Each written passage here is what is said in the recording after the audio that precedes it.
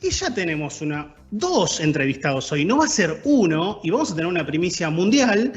Siempre solemos traer escritores. Aquí la gran mayoría son españoles.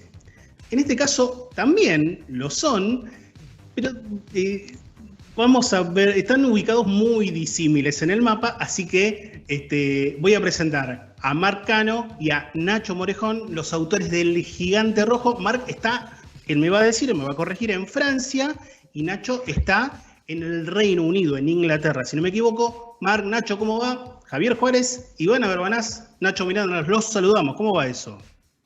Hola, buenas tardes o buenas noches. ¿Me escuchan bien?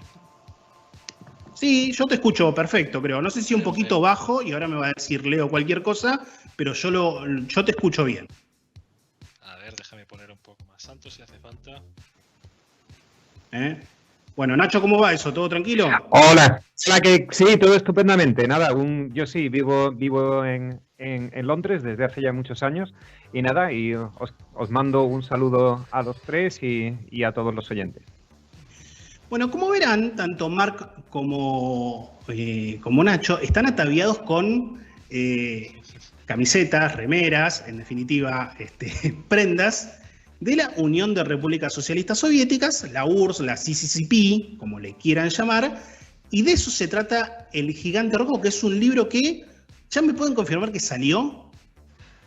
Sí, el libro está ahora mismo, salió de la imprenta justo el pasado viernes y ahora mismo está en distribución en toda España y espero bueno, que haya librerías también que puedan llegar les puedan llegar a ustedes aquí a Argentina.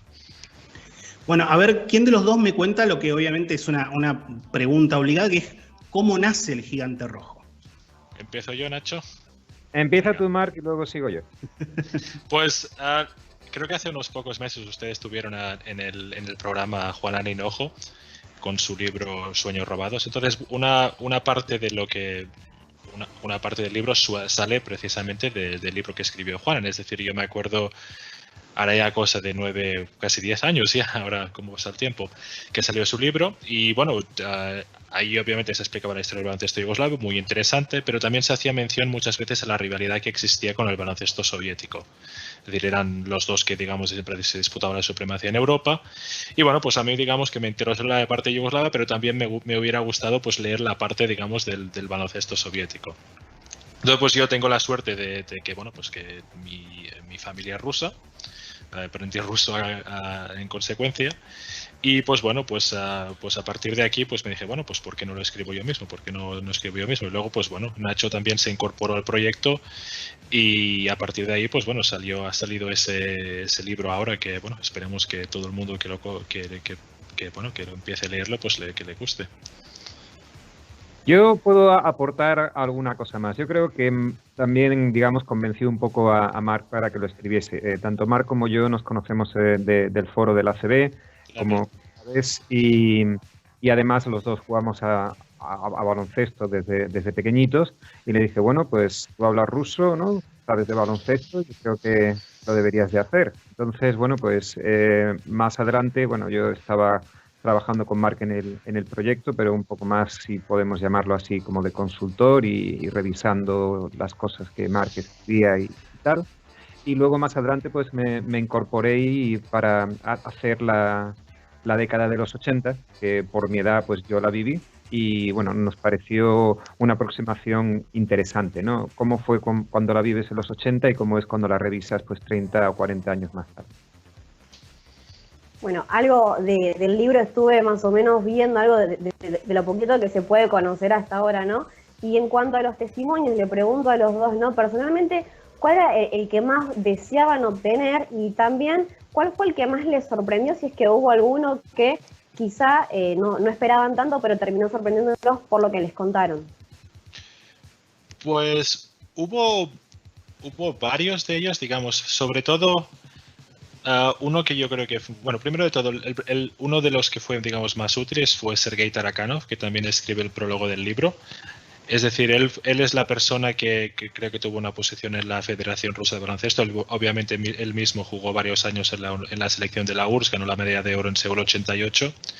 Y él, digamos, que nos aportó una visión muy interesante, sobre todo porque él mismo estuvo, digamos, dentro del equipo, luego también tuvo una posición en la federación y a veces tenía una cierta, desde fuera la sensación que yo tenía es que Tarakanov era, por ejemplo, un jugador algo, digamos, se le veía como el comunista, digamos, Mr. Komsomol, a veces se le llamaba, y en cambio cuando hablas con él, él tiene una visión que a mí me parece muy clara, tiene una visión muy clara y es un tío, es una persona muy inteligente que a mi parecer explica muy bien y nos dio varias explicaciones que a mí me sirvieron mucho y luego además de eso pues también nos dio nos aportó los contactos de muchos de los otros jugadores porque él organiza muchas veces reuniones de veteranos, entonces eso nos fue extremadamente útil. Luego otro jugador que también fue muy útil fue Stanislas Yeremin. Fue un base de la URSS entre el 77 y el 84, más o menos. Y él, así como a veces hablas con un jugador, empiezas a revisar, le quedamos los partidos, los resultados y tal, y a veces ves que algunas cosas de las que te cuentan no acaban de cuadrar del todo con lo que leías. Con Yeremin era prácticamente memoria fotográfica, es decir, que el hombre se lo sabía todo, digamos que lo recordaba todo pues casi al dedillo, digamos, a veces hacemos así. O sea que bueno, este fue quizá el testimonio en cierto modo que yo no esperaba que me aportara mucho, en cambio realmente fue muy útil hablar con él.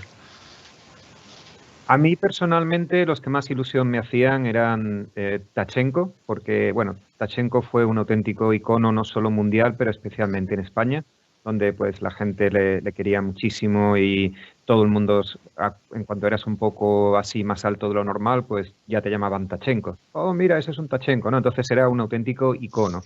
Y siempre ha sido una persona muy discreta, muy poco dada, pues no sé, a sobresalir. Y a mí personalmente me hacía mucha ilusión.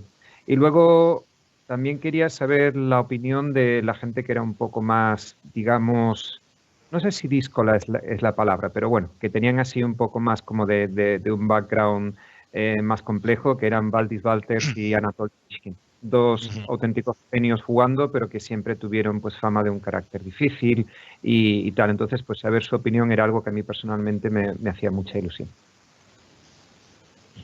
Por ejemplo, cuando hablábamos con Hinojo, él nos contó que descubrió muchas cosas que le cambió la visión de lo que tenía, por ejemplo, la situación de Petrovic y de Divac. ¿Les pasó algo parecido? ¿Les cambió la visión algo que en la búsqueda, en el proceso, tuvieron que cambiar? ¿Puedo ir yo, Marc? Sí, venga, Nacho. Pues mira, te lo quiero contestar yo porque para mí es una cosa que ha sido lo más interesante de todo. Yo crecí en los 80, era cuando era un adolescente. Entonces yo vi todos esos partidos, ¿no?, de la Unión Soviética contra España que jugaban todos los años, varias veces. Y bueno, tú te enterabas de las noticias por lo que te llegaba, ¿no? Simplemente lo que te llegaba, los medios que había en ese momento. Pero cuando hablas con ellos ahora, tus recuerdos ya no valen, ¿no? Lo que tienes que hacer es reaprender el pasado. Voy a poner un ejemplo muy claro, sin contar mucho sobre el libro, pero un ejemplo muy claro es Tachenko, precisamente. En el año 83, cuando él era pues, el pívot más determinante de Europa, justo antes de la explosión de Sabonis, no vino al Eurobasket 83 y bueno, y lo que nos contaron, lo que contaban los locutores de televisión y en los periódicos y todo eso, era que se había lesionado una mano. Y sin embargo, lo que había pasado era que le habían pillado con dólares de contrabando y le habían quitado el pasaporte y no podía viajar. Entonces, con eso te das cuenta que todo lo que tú creías que sabías, pues hay que ponerlo en duda y reaprenderlo un poco, y es donde yo creo que el libro es más interesante. Estamos hablando con Marc Cano y con Nacho Morejón, autores del Gigante Rojo, libro que acaba de salir y que esperemos pronto llegue aquí a la Argentina en el formato que sea. Cuando hablamos también justamente con Juanan, que en definitiva no deja de ser una referencia porque su libro la verdad que es un laburazo, como solemos decir acá, él siempre nos aclaró, si bien uno más o menos tenía la idea de que entre las distintas o entre los distintos jugadores de diversas áreas de Yugoslavia, ya sea croatas, bosnios, montenegrinos, serbios, había como una serie de, o una especie de camaradería y que obviamente la guerra hacía mella en el pueblo, pero no necesariamente hacía mella en ellos mismos, bien como comunidad deportiva. ¿Pasó algo parecido en cuanto a los jugadores de la ex Unión Soviética una vez que empieza la separación de Lituania, de Letonia, de las repúblicas bálticas? O, digamos, no pasó lo mismo que lo que ocurrió con la ex Yugoslavia? Pues esa es una muy buena pregunta, de hecho. Si te soy sincero, en cierto modo también se relaciona a la pregunta que nos hicieron antes, y es que la verdad es que no me pareció para nada que hubiera ningún tipo de tensión entre los jugadores por el tema de la separación. Es decir, sí que parece que hubo alguna tensión a ratos entre jugadores rusos y lituanos o alguna cosa así, pero la sensación que tengo, al menos hablando con todo, digamos, poniendo un poco, revisando todos los testimonios, es que lo que más influía en las relaciones personales entre ellos eran simplemente la personalidad de cada uno. Es decir, era más como había jugadores, es decir, en la selección en los últimos tiempos pues había una mezcla bastante sana de jugadores, digamos, de Ucrania, de Rusia, de Lituania, Letonia, es decir, muchas partes de la URSS. Y muchos de ellos todavía dicen que bueno, son casi familias, sobre todo los que ganaron la última medalla de Seúl 88, se reúnen cada 10 años, todavía celebran esa victoria. Y bueno, la sensación en gran parte es que se quieren como si fueran hermanos en gran parte, no sé, más o menos esa es la sensación que me queda. De hecho, cuando juegan unos contra otros en la Olimpiada del 92, en el partido por el bronce, ¿no? Que juega Lituania contra lo que era lo que quedaba de la Unión Soviética, que era el equipo, ¿no? la CEI, el equipo unificado. Los jugadores nos contaron en el libro explícitamente que ellos no sentían ningún rencor ni nada por el estilo y que si eran sus amigos del alma hacía 2 años, lo iban a seguir siendo ahora. Bien, se me ocurre en este momento que puedes llegar a decirme que fue la final en Múnich en 72, pero díganme ustedes en cuanto a los capítulos que han incluido en el libro, ¿no? Puntualmente, ¿cuál de de todas esas historias fue la que más les gustó en el momento del tiempo del desarrollo del capítulo puntualmente? No sabría. El capítulo de Múnich es ciertamente uno de los puntos álgidos del libro porque, bueno, pues, obviamente porque es digamos, la primera medalla olímpica de oro de la URSS en baloncesto. Y bueno, tiene ese detalle de pormenorizar hasta el más mínimo detalle todo lo que ocurrió ahí. Pero igual, si les soy sincero, las partes que igual me gustan más del libro, al menos al menos yo mismo he disfrutado escribiendo, eran las partes en las que igual hablábamos más de temas igual más espinosos, como por ejemplo el tema de contrabando y aduanas, que muchas veces los jugadores pues nos explican que para ellos viajar al extranjero a veces el baloncesto no era lo principal, sino que lo principal muchas veces era lo que podían traer de vuelta a la URSS para digamos, para sus familias, para pues para la gente de su alrededor, y eso era incluso más importante en el sentido de que se sacaban un buen dinero de eso. Entonces toda esa parte, digamos, más allá del baloncesto, pues la verdad es que me ha sido muy interesante al menos escribirla. A mí, de los que ha escrito Mark, quizás el que más me ha gustado, porque es muy emocionante, es el de la muerte de Alexander Belov. Y de entre los que escribí yo, quizás un poco el más complejo y también el más interesante fue el de Seúl 88 y todo lo que lleva hacia Seúl 88.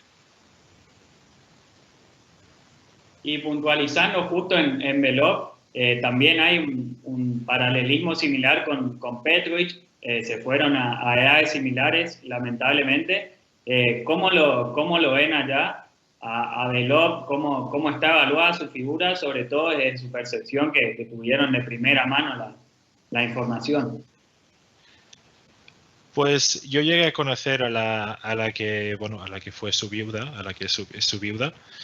Y bueno, la sensación en general que tuve hablando con sus compañeros y con ella fue que, bueno, pues un gran dolor obviamente por verle marchar tan temprano, es decir, porque fue fue algo sobre todo muy, muy de repente, es decir, no tuvo unos meses, digamos, que estuvo enfermo y vamos, tenía 26 años, nadie esperaba algo así, o sea que bueno, realmente fue muy doloroso para todos, pero casi todos le valoraron como un chico muy... Pues, todos decían que quizá tenía a veces un cierto tono de chulería y tal, pero en general que era bastante buen chico, era muy leal, por ejemplo, a su entrenador. Es decir, una de las cosas que es bastante interesante es que prácticamente todos los jugadores de la selección de la URSS, especialmente los rusos, terminaban en el CSKA tarde o temprano, pero él en ningún momento quiso marcharse del Spartak de Leningrado porque allí estaba su entrenador, Kondrashin, que era básicamente como un padre para él. Incluso en algunos momentos en los que probablemente le hubiera beneficiado bastante marcharse a Moscú, él lo rechazó. Es decir, en cierto modo, pues eso resaltaban mucho esa lealtad que él tenía hacia los suyos, sobre todo.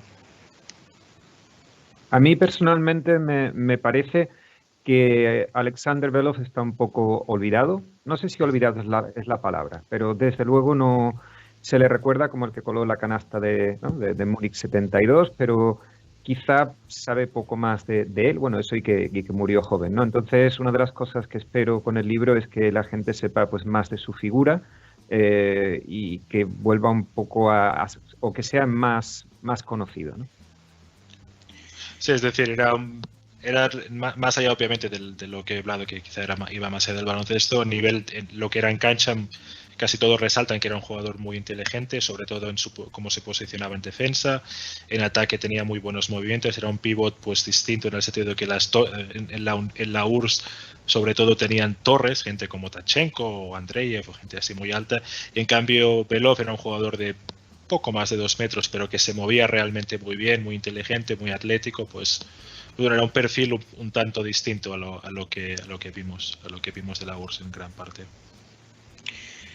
Yo le voy a dejar la última, en mi caso, y ya para el cierre le dejamos a Nacho alguna más, a nuestro Nacho, alguna consulta más, y después vamos a hablar un poquito del libro y de los puntos de venta. En realidad veremos a ver si lo conseguimos por acá.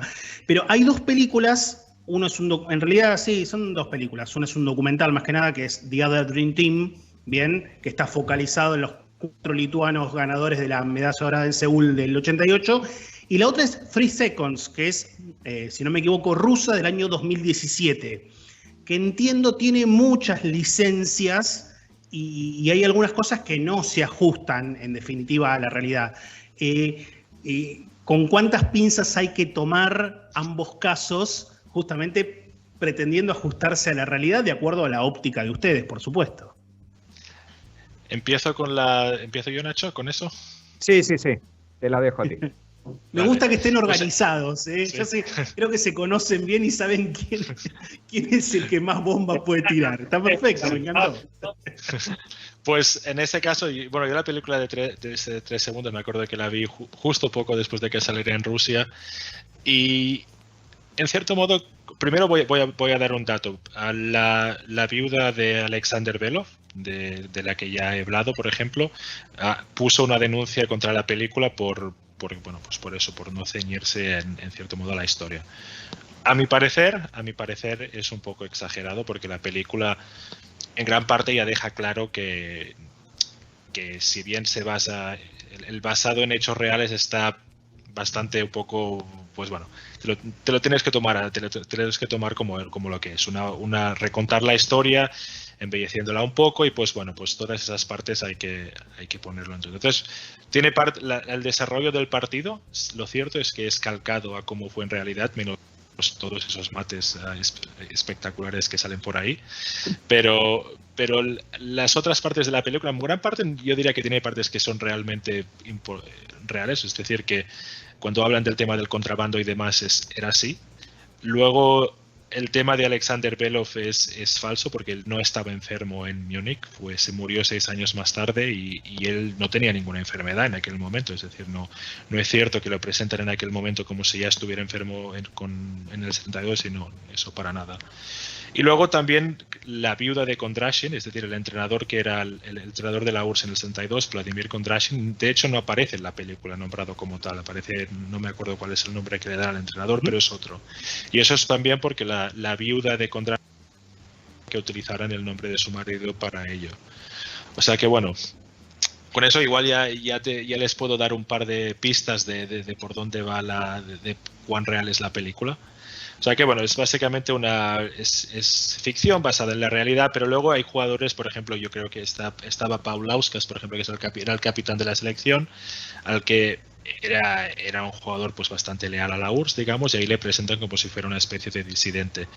Pero cuando le preguntaron al propio jugador sobre esto, él dijo algo como, mira, yo entiendo que eso es una película, así que yo no me lo tomo a mal para nada. O sea que, bueno, sé que cada cual pues se lo toma de manera distinta. Luego, pues volviendo al otro tema, el The Other Dream Team, si les soy sincero, hace mucho tiempo que lo vi, así que no me acuerdo 100%. Mi impresión es que a ratos no estaba mal, pero a ratos daba una visión algo maniquea de lo que eran las relaciones entre los jugadores. Es decir, como ya les he contado, pues bueno, entre yo y Nacho, pues había buena camaradería entre los jugadores, no se peleaban, y me parece que eso en la película pues me da la impresión de que lo obvian. Es decir, los jugadores de Lituania están orgullosos de la victoria del 88, pese a que la ganaran con la URSS.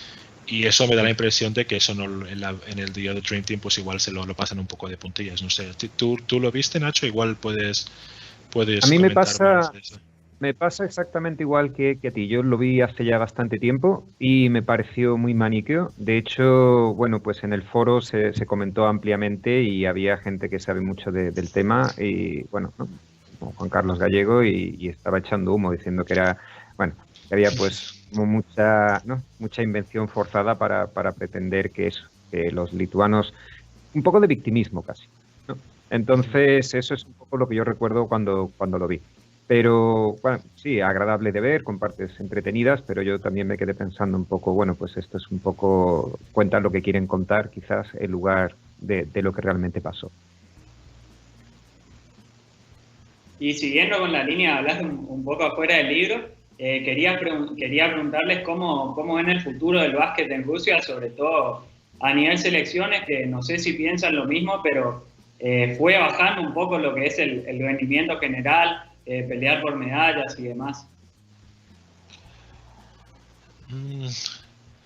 Si les soy sincero, no estoy seguro de que pueda hablar con propiedad en ese tema, pero mi impresión es que últimamente la generación de talentos en Rusia ha ido un poco para abajo, y bueno, si bien así como por ejemplo obviamente digamos justo después de que se rompiera la URSS, Rusia todavía fue capaz de montar una selección, digamos, competitiva por varios años. Luego, pues también volvieron a ser competitivos cuando tuvieron toda la generación de Kirilenko, Hriapa, Monia. Luego también se unió Shved en 2012 para ganar la medalla de bronce. Sí, nos acordamos. Por desgracia. Sí, nos acordamos, lo tenemos presente. Sí. Pero desde ese momento la sensación es que más allá de que tengan a Shved, no ha habido un relevo generacional que les haga poder mantener ese nivel. A mi impresión es que ahora a corto plazo no van a competir por medallas, al menos esa es mi impresión. Bien, pensé que iba a entrar el Nacho inglés, entre comillas, si quería aclarar algo, pero se ha quedado ahí. Así básicamente, perdón, sí, es que estoy de acuerdo con Marc. No estoy muy familiarizado a tope como para dar una opinión y sentar cátedra, ¿no? Entonces yo pienso un poco como Marc, que han bajado de talento, ¿no? Y que yo no les veo luchando por las medallas, pero bueno, todo sea que en el siguiente campeonato hagan algo y me dejen mal, ¿sabes? Muy bien, sale por Ediciones JC el libro, ¿correcto? Sí. Correcto. Bueno, yo por lo menos para Argentina, saben todos los escritores o autores que han pasado por acá, suelo tirar el chivo a la página donde lo encuentro, así que ni bien aparezca, porque el otro día le comenté a Marc que todavía no aparecía, pero porque es nuevito, así que ni bien aparezca en buscalibre.com, lo estaremos pidiendo, porque no nos vamos a perder la oportunidad. Había comentado alguien también en el foro CB que había otra web que también vendía en Argentina que sí que igual lo tenían. Entonces la otra opción que vi es que estaba Agapea, pero Agapea cobraba pues bastante caro los gastos de envío. así que igual no es una opción muy viable. Pero esa otra web, si eso, pues lo podemos buscar y creo que esa web al menos sí que lo iban a tener seguro, y espero que aparezca también en Busca Libre, como usted me dijo.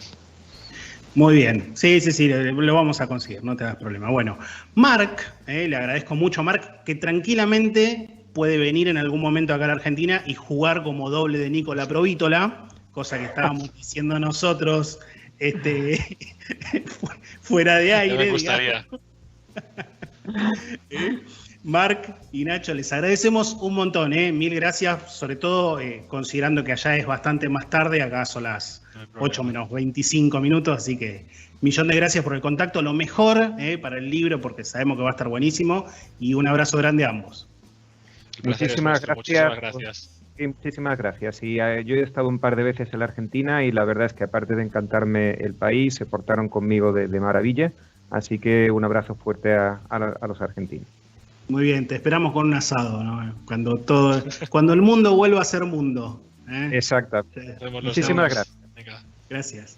Pasaba Marc Canobret, Nacho Morejón, autores de El Gigante Rojo. Ahora nos vamos con la actuación